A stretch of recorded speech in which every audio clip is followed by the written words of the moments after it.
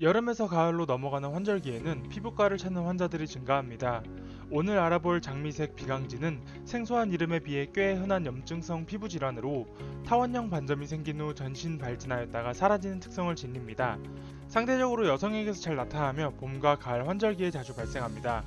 주로 10세에서 40세에게 발생하는데 일반적으로 증상은 몸통에 생기며 햇빛에 노출되는 부위에는 거의 나타나지 않는 경향이 있습니다.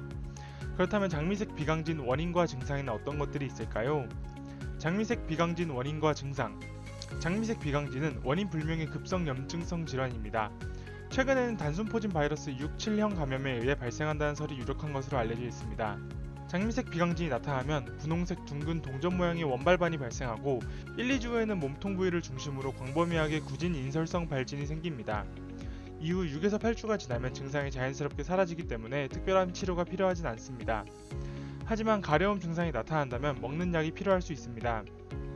그리고 붉은 자국이 심한 경우에는 염증 후 색소 침착이 생겨 치료가 필요할 수 있으며 특히 일광이 지나치게 노출되면 과색소 침착이 더 진하고 오래갈 수 있기 때문에 주의해야 합니다.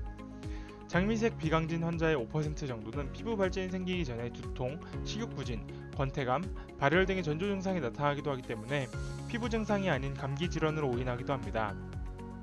이외에도 장미색 비강진은 매독, 습진, 건선, 바이러스성 발진 등과 유사한 부분이 있기 때문에 증상이 나타난다면 병원에 가서 정확한 진단을 받는 것이 좋습니다. 장미색 비강진 치료. 장미색 비강진으로 진단받은 경우 무증상이라면 별다른 치료가 필요하진 않지만 가벼운 가려움이나 발진이 있는 경우에는 국소 스테로이드 연고를 사용하기도 합니다. 만약 수면에 방해가 될 정도의 가려움이 있는 경우에는 항히스타민제를 사용하기도 합니다. 장미색 비강진은 전염되지는 않은 질환이기 때문에 일상생활에 큰 문제는 없지만 증상이 사라질 때까지 피부를 자극하는 행동을 주의하는 것이 좋습니다. 뜨거운 물에 목욕한다던가 땀을 많이 흘리는 운동을 자제해야 합니다.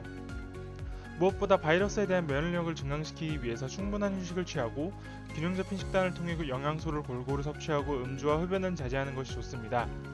지금까지 장미색 비강진 원인과 증상, 치료 방법에 대해서 알아봤습니다. 장미색 비강진은 요즘 같은 환절기에 갑자기 나타날 수 있는 피부 질환이라고 하니 만약 증상이 나타난다면 놀라지 말고 피부과에 가서 진단받은 후 적절히 치료하면 금방 호전이 가능합니다.